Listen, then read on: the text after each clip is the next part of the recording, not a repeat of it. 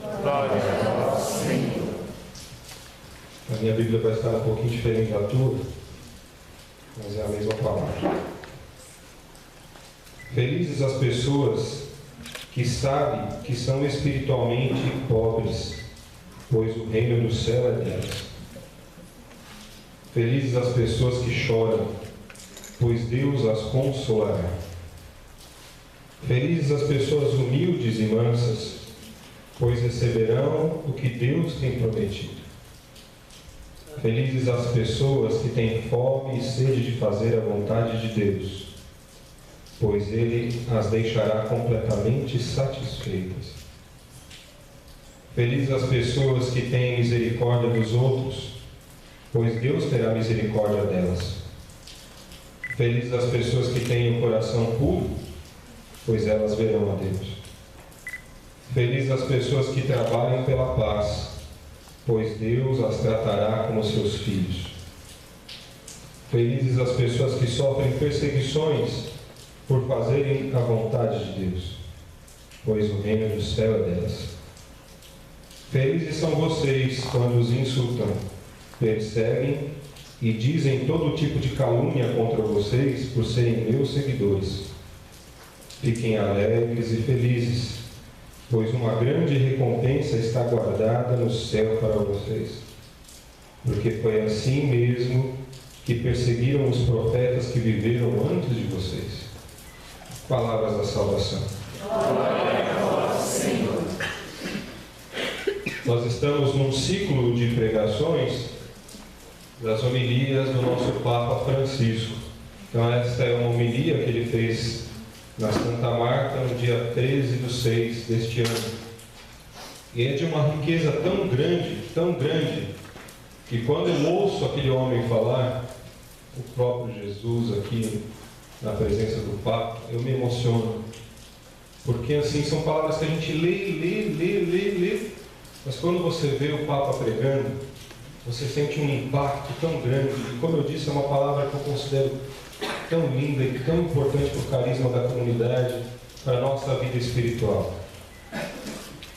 E é engraçado, isso não foi o Papa que disse, é eu que estou dizendo.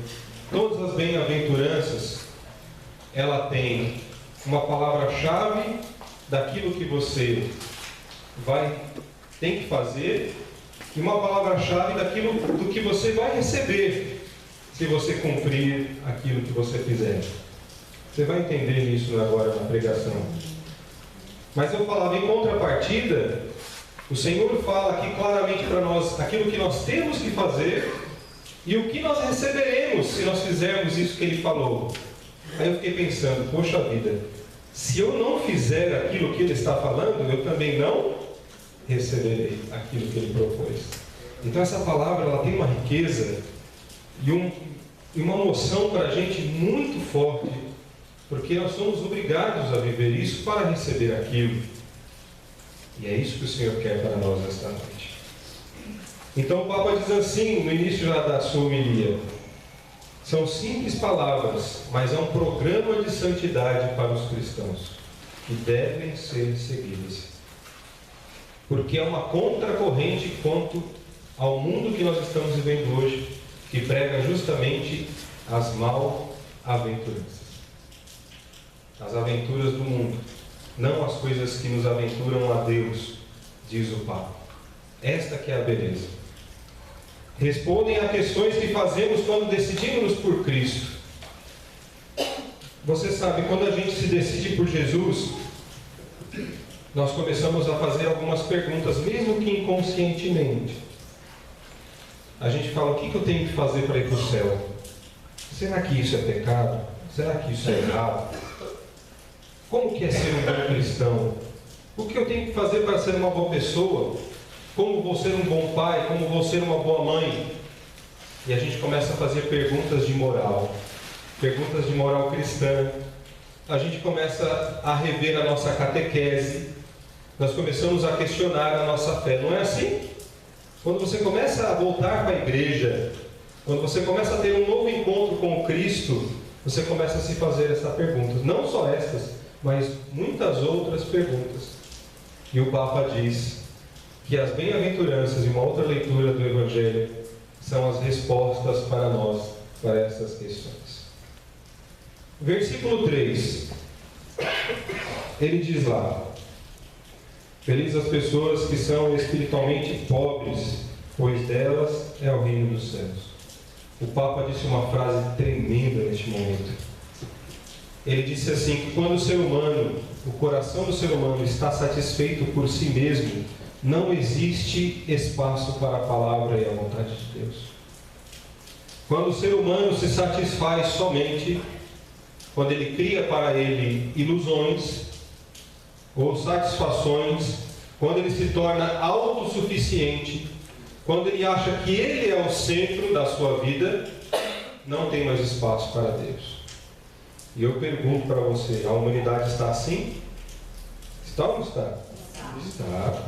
Cheia de si mesma.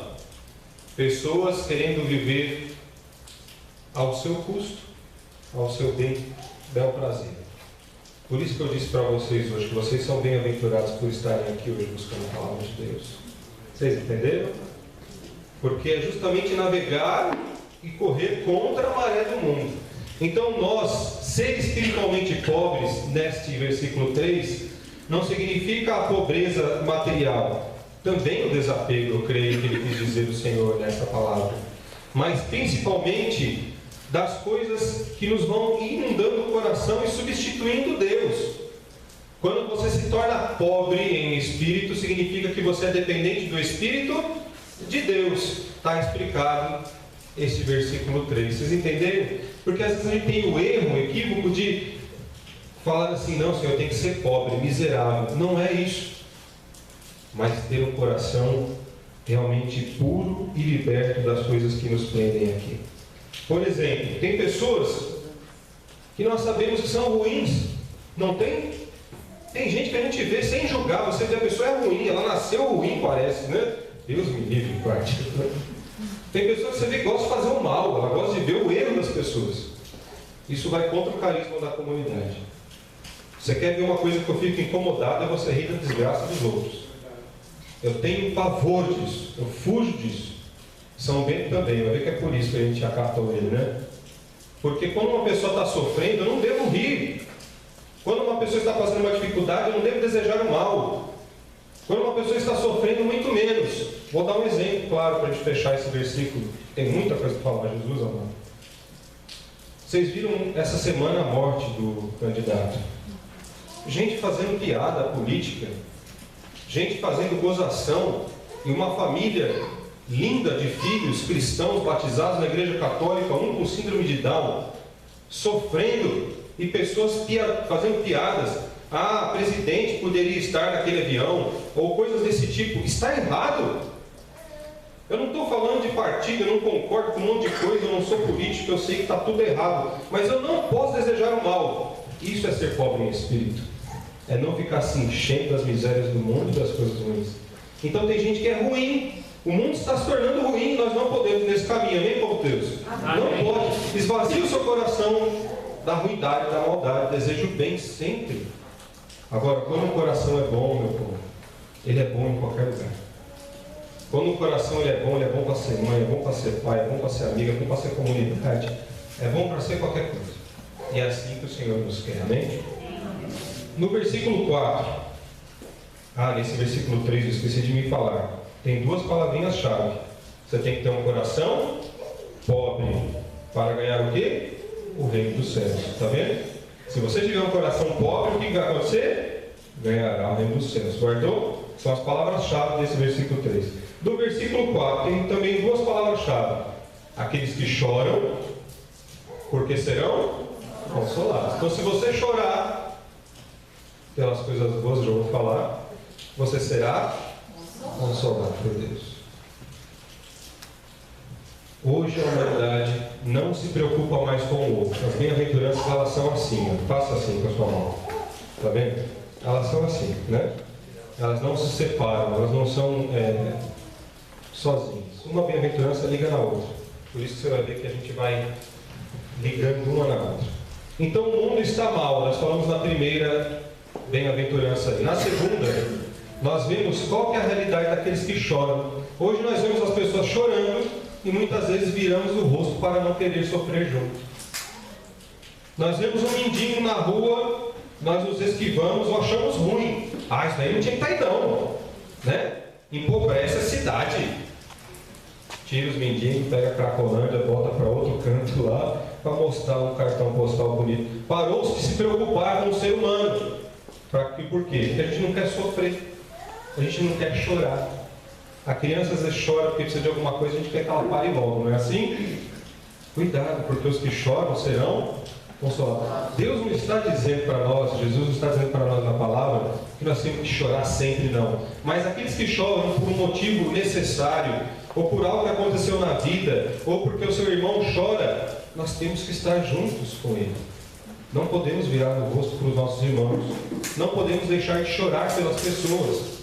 Chorar não significa só derramar as lágrimas no contexto dessa palavra, mas é você se preocupar.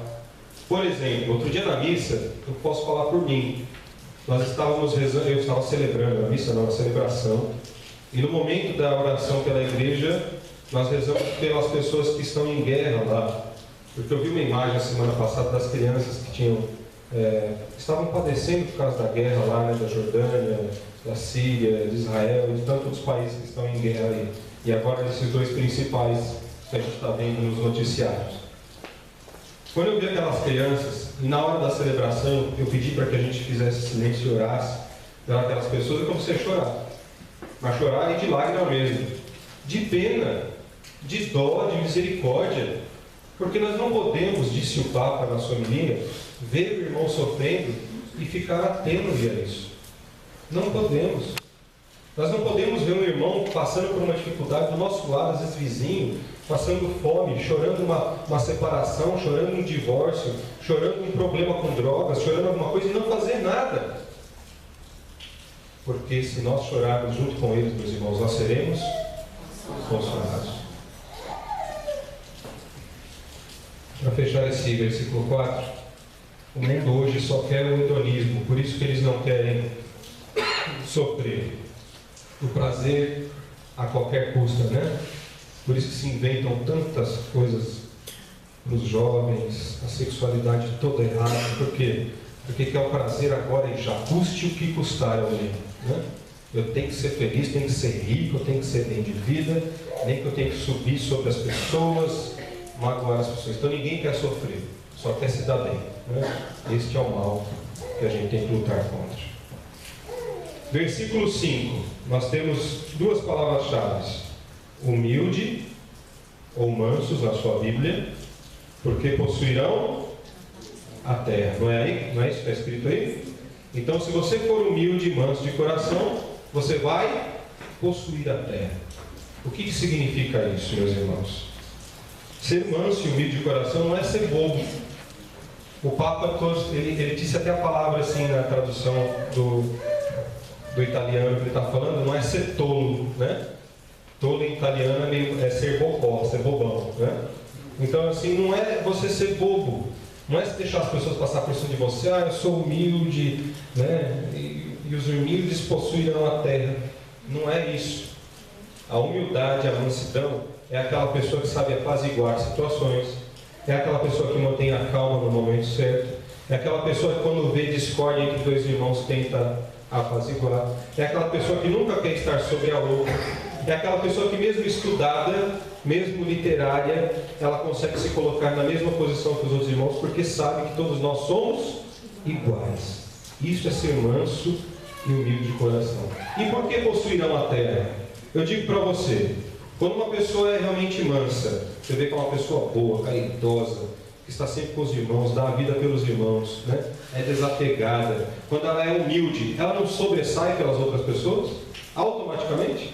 Você já viu? Uma pessoa, quando ela é bem humilde no meio do povo, ela acaba dominando. Todo mundo acaba seguindo aquela pessoa. Por isso que eles possuirão a terra. E não só essa terra aqui os mansos possuirão. Quando ele fala possuir a terra aqui, significa viver com bem-estar. Viver bem com os irmãos. Você vai possuir tudo que você precisar. Uma pessoa mansa e humilde, não falta nada para ela. Amém, povo de Deus? Amém. Não falta nada. E possuirá também o reino dos céus, que é a terra prometida, né? Versículo 6. O que diz aí na sua Bíblia? Tem duas palavras-chave: justiça, certo? É isso mesmo? E o que acontece se você fizer justiça? Vai acabar com a sua fome, diz a minha palavra aqui, né? Se você for justo, você será saciado. O Papa diz assim na homilia: nós temos que lutar pela justiça para que haja justiça no mundo. Na hora que eu li isso daí, me deu um pum no meu coração. Porque a palavra do nosso carisma está em Mateus 5,48, um pouquinho para frente, desde daí diz assim: sede perfeitos no amor, assim como o vosso Pai Celeste é perfeito. É só trocar o amor pela justiça. Sedes justos, assim como o vosso Pai Celeste é justo. Eu falei, olha aí, a bem-aventurança tem o carisma da fidelidade. Eu não sabia também, né? Depois vem essa nova tradução aqui, deu para entender melhor. Então o Papa fala, se a gente for justo em todas as nossas ocasiões, o mundo também vai reinar em justiça. Sabe por quê? Porque as pequenas injustiças causam grandes distorções no futuro.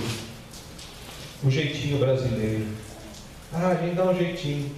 A corrupção na política, na fábrica. Os pequenos roubos. É só um lápis. Uma vez a irmã Chica, da comunidade Oasis, disse assim: quem roubou, levanta a mão. Tudo santo, né? Ninguém levantou a mão. Ela falou assim: e aquele lápis que você nunca devolveu? Eu digo mesmo para vocês, né? Então, nas pequenas ações é que a gente deixa com que vá virando ali, ó, um caos mais para frente. Olha como está o nosso país. Se você for estudar história, eu não sou historiador. Inclusive, morreu um muito importante essa semana também. Mas se você for ver, o Brasil ele já começou meio que equivocado, né? Para não dizer outra coisa. Tem pessoas muito santas querendo ingressar nesse meio, ou mesmo na parte da medicina do nosso país, ou nas outras ONGs e outras atividades que temos no nosso país, mas quando entra lá, cata às vezes um monte de corrupção e a pessoa tem que entrar naquele barco e caminhar junto, senão ela fica sem emprego e etc, etc, etc. Não é assim? É assim que a gente vê o Brasil. Né? Então, o jeitinho brasileiro, a corrupção, o roubo, está errado, é injusto, vai sempre causar mal para alguém. Pode ter certeza, nenhuma dessas ações ficam imunes às pessoas.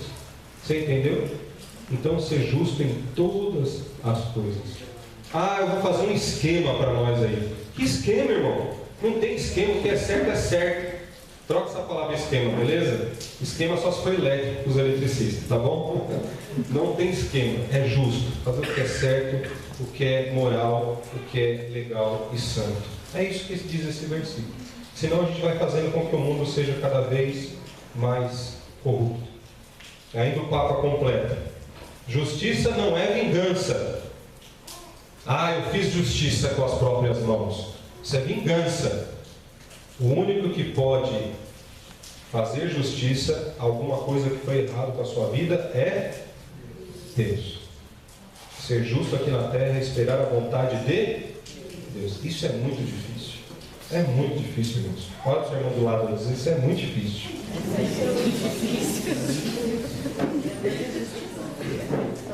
O Vanderlei veio pregar semana passada aqui e falava sobre as fofocas, né? Aqueles que vieram. E ele disse uma coisa que eu fiquei com isso na cabeça a semana inteira. Eu falei: nossa, como eu preciso melhorar isso na minha vida? Porque pensa que não, a gente também, quando está sentado aí, ouve umas bordoadas, né? E ele disse assim: ninguém gosta de ser corrigido. Eu falei: poxa vida, eu não gosto de ser corrigido. Quando alguém me corrige, começa um rato dentro de mim, cara. Você quer provar que você estava certo, não é assim? Calma, isso pode se tornar uma vingança, né? Então tenha paciência, espera a justiça de quem, ó? De Deus. Eu poderia dar um testemunho lindo aqui para vocês, mas não dará tempo, né? Então, Jesus não disse: bem-aventurados que se vingam. Jesus disse: bem-aventurados os justos. Amém? Amém? Seja justo, tá? Não pega mais nada que é teu, que não é teu, desculpa, né? Não faça esquema. Não faça coisas que você sabe que pode prejudicar alguém. Isso é santidade, é um programa de santidade que o Papa está falando para nós. Versículo 7, maravilhoso. Ele tinha que estar no 7 mesmo, né? Ele fala aí, duas palavrinhas-chave: misericordiosos para alcançar misericórdia. Se você for misericordioso com alguém, você vai alcançar misericórdia. Essa palavra é bonita, está no versículo 7 e é perfeita. Sabe por quê? Olha o Pai Nosso. Perdoai-nos as nossas ofensas, assim como nós perdoamos. Olha aí, nas bem-aventuranças. Se for misericordioso, eu também serei misericordioso contigo. Jesus nunca se desdisse, ele sempre se confirmou na palavra. Amém, povo de Deus? Então o Papa diz: todos nós somos um exército de perdoados. Quando ele falou isso, meu coração se encheu, assim, sabe, de vontade de fazer mais pelo Senhor, porque ele com aquela palavrinha, aquele óculos dele assim, né? Assim, nós somos um exército de perdoados. Ele treme dentro da gente, né? E é isso que nós somos. Pessoas que já receberam o perdão do Cristo e estamos querendo voltar para o pecado. Esta é a realidade desse versículo. Agora, o que é a misericórdia? Delei falou também a semana passada na pregação. É estar dentro do coração do outro irmão. Está vendo como elas se entrelaçam, as bem-aventuranças? E sofrer com ele, ter misericórdia dele, não julgá-lo. Mereceu, bem feito, está aí, ó, porque fez aquilo. Eu vou te ajudar, mas você mereceu. Isso é vingança, isso é falta de misericórdia, né? É falta de piedade. A pessoa já está humilhada. Se ela chegou àquele ponto ali, você pode ter certeza que ela já está humilhada, ela já pagou seus pecados, ela já está com. Deus já está olhando por ela e você está querendo ir, né? Ferir mais a pessoa. Então, ser misericordioso é se colocar no lugar do coração da pessoa. Isso é muito difícil também. Fala para o irmão aí, isso é muito difícil também, irmão. Mas se o Senhor colocou aí, falou que a gente poderia fazer obras maiores que as deles, então é possível, certo? Não é impossível, é difícil, é diferente. Se colocar no coração do outro, é olhar para o Reginaldo e ver que o Reginaldo está sofrendo, está desempregado, está passando os mal bocados. Se alguém tem empresa aí, contrate, viu? Um bom homem, tá bom? Você que vai assistir essa pregação, né?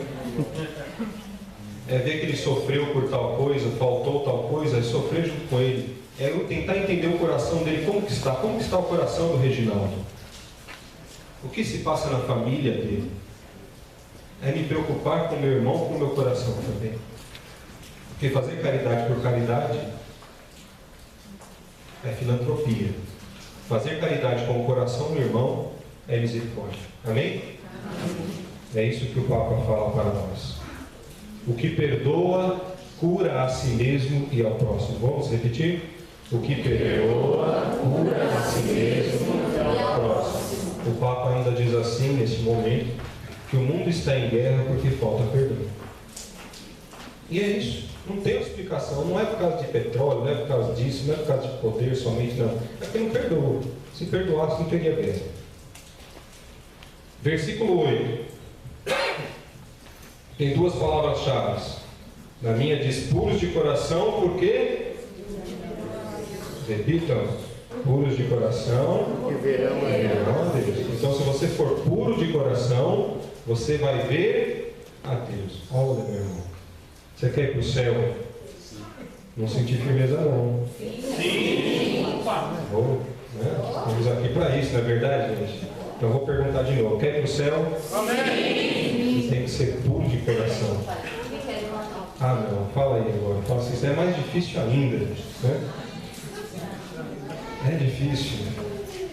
Por quê? O que é puro de coração? É você estar com o coração livre de qualquer dependência de recompensa, diz o Papa. É você amar as pessoas sem esperar nada em troca. E nós, seres humanos, vivemos à base de troca, não é assim? É o bendito dinheiro. Você dá o dinheiro para pegar alguma coisa, não é? A gente trata o nosso coração da mesma forma. A gente dá amor e quer receber amor. Só que a gente não percebe que isso é automático. Se eu amo, eu recebo. E não ao contrário. Então, se todo mundo se amasse, todo mundo receberia. Agora, a gente quer sempre amar esperando algo em troca. Isso acaba com amizades, acaba com relacionamentos, acaba com casamentos, está acabando com a humanidade. O coração dependente de troca, disso fala. Então, ser puro de coração para ver a Deus é estar com o coração livre de sujeiras do mundo, dos pecados, da maldade, de desejar o mal para o irmão, certo? Porque aí você vai conseguir ver a Deus.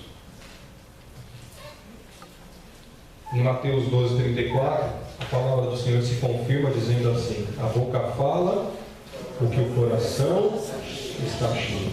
Então, se você quer saber como anda o seu coração, é só você medir as suas palavras. Aleluia. Versículo 9. Tem duas palavrinhas importantes: pacíficos, fazedores de paz, porque serão chamados filhos de Deus. Os pacíficos serão chamados filhos de Deus. E os não pacíficos, filhos de quem? Não respondem.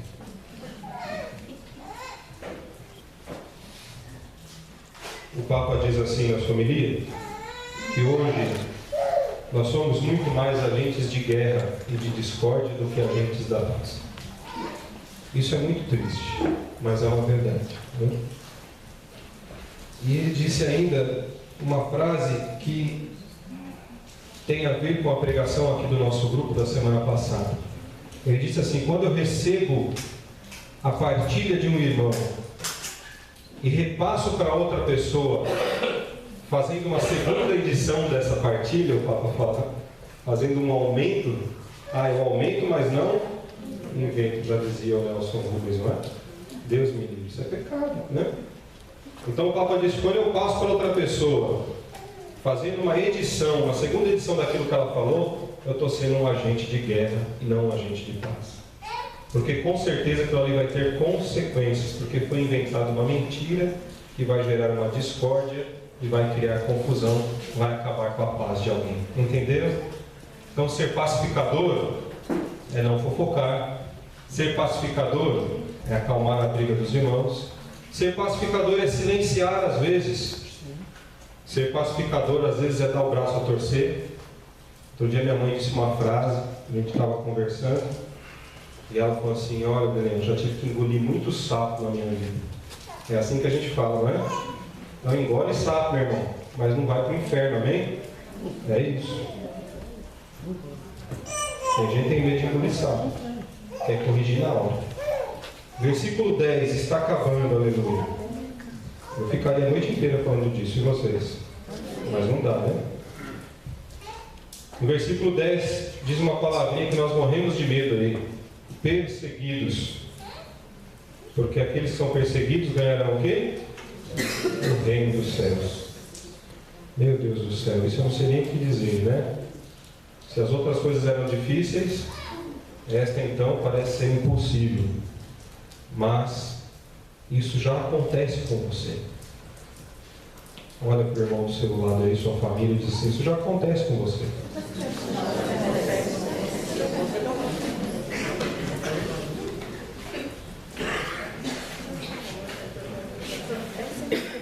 Quantas vezes as pessoas reclamaram quando você falou que ia para a igreja? Quantas vezes as pessoas reclamaram quando você falou que não ia na festa lá do aniversário, mas viria aqui para o grupo Parousia?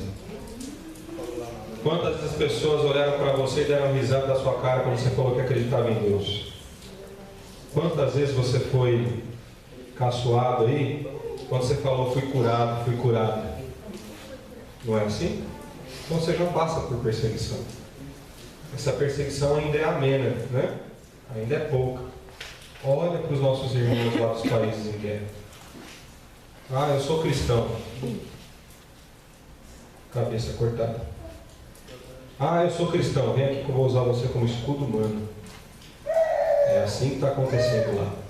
Então a nossa perseguição ainda é amena. Nós não passamos por essa guerra. Você vive num país ainda livre para a religião. Você vive num país que você pode vir no grupo, usar uma camiseta da igreja, usar um crucifixo da sua comunidade, e ainda está tudo bem. França já proibiu crucifixos em lugares públicos, proibiu camisetas. Outros países na Europa já estão proibindo qualquer frase relacionada à Bíblia nas escolas, no seu conteúdo programático da escola. Tem perseguição em todo mundo. Nós também temos os nossos, mas muito mais fácil de viver isso. Porém, a gente morre ainda de medo. O Papa encerra dizendo, depois tem os versículos 11 e 12, que são complemento desse versículo 10, onde ele diz que quando os insultam, perseguem, caluniam, por serem meus seguidores, fiquem alegres e felizes, porque receberão uma grande recompensa.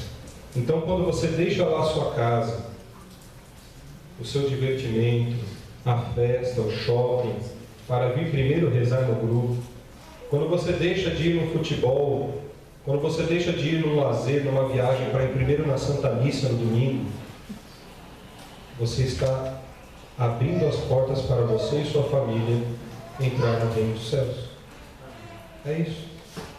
E quando falarem de você, não, aquele grupo é uma baboseira, esse negócio de xalalá e orar em línguas é bobeira, isso não existe, deixa falar, deixa perseguir.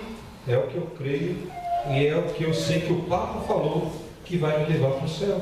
Ele disse, este é o programa de santidade dos cristãos. Aí o Papa termina dizendo assim, se quiser algo mais,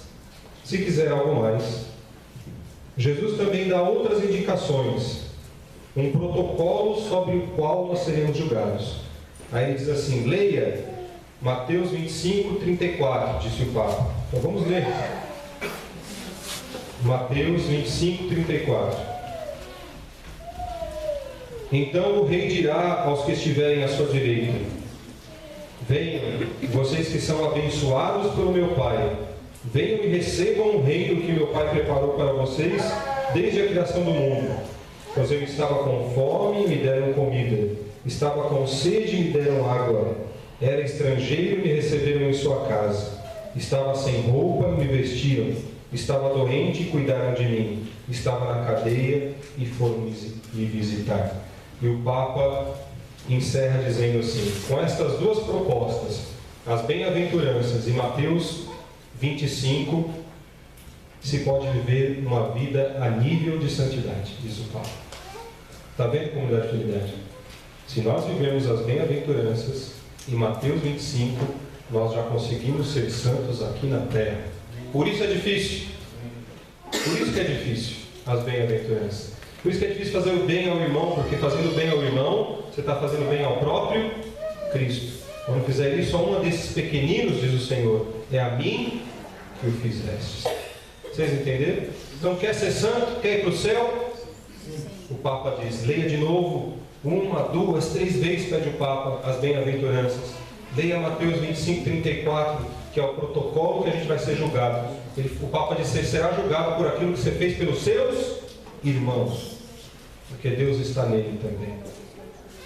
Sabe por que isso? E Deus se completa em outra passagem bíblica que eu amo muito. Amar a Deus sobre todas as coisas resolve todos os problemas de relacionamento da sua vida. Se você amar a Deus e amar o seu próximo. E o Papa encerra dizendo uma bênção sobre nós. Que o Senhor nos dê a graça de entender esta mensagem. E aqui, na hora que eu preparava essa pregação, o Senhor falava assim, esta é a passagem do carisma de vocês. Nosso carisma está 3 folhas à frente aqui, onde ele dá uma explicação sobre os empregados do Senhor. Ele faz aquela parábola, a lei de Moisés, o ódio, o adultério, o divórcio, os juramentos, a vingança, que ele vai completando as bem-aventuranças, e por fim ele fala para amar os vossos inimigos, e termina no carisma que fundou essa comunidade. Então eu convido a você quer ser santo, quer viver esse protocolo de salvação com a gente, dia 20 de setembro, às 4 horas da tarde, nós vamos ter um encontro vocacional aqui na comunidade. Daniel, eu quero conhecer a fidelidade, eu quero rezar junto com vocês, quero visitar as casas, quero fazer parte de uma célula de oração, quero que este grupo de oração vá na minha casa rezar comigo. Este é o dia de você vir aqui conhecer com a gente, amém? Dia 20 de setembro, às 4 horas da tarde eu estarei aqui. Você está convidado a conhecer a comunidade e caminhar conosco, amém? Porque a gente é doido, a gente quer viver isso daqui, né? Nós acreditamos que se viver isso, e é o que o nosso Papa pede, o que a igreja pede, as portas do céu se abrirão para nós. E sabe por que eu quero viver isso? Porque eu sei, como acabamos de ler na palavra, que se eu viver esses protocolos de salvação, eu começo o céu aqui mesmo na minha família. Eu vou ser mais feliz, eu vou ser menos doente e eu vou abençoar muito mais pessoas que estão junto comigo. Amém?